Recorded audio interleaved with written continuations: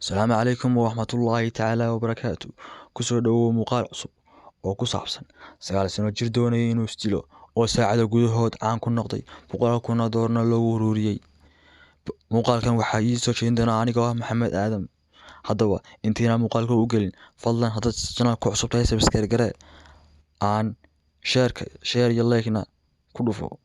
Haddaba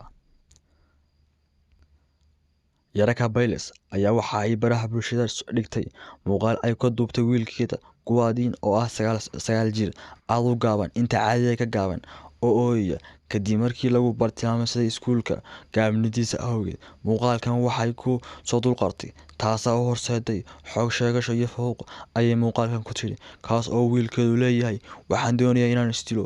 Wiilkan 9 jirka oo u dhashay waddanka Australia ayaa ku dhawaaqay inuu doonayo inuu istilo intaan hanjabaad iyo fowq u adkeysan lahaa.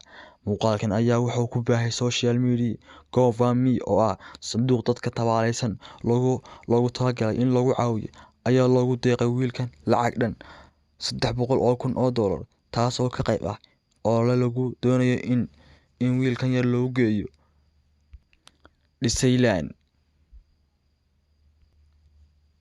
Haddaba fadlan haddaad mar labaad weli aad channelka subscribe garin, fadlan subscribe saar si ay nagu noqoto dhiirigelin iyo inaan soo gelino muuqaalo cusub.